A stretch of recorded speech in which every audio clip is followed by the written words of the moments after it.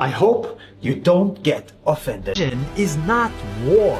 Religion is not right or wrong. Religion is not a competition. And it's definitely not something you force on others. Religion, I learned, is a private matter between you and your God. Because religion is comfort.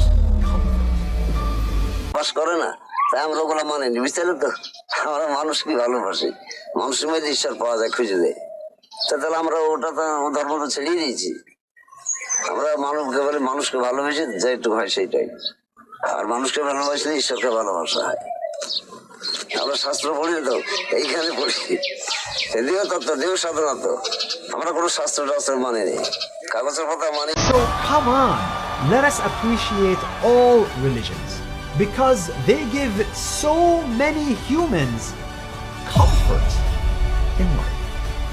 Thank you for watching.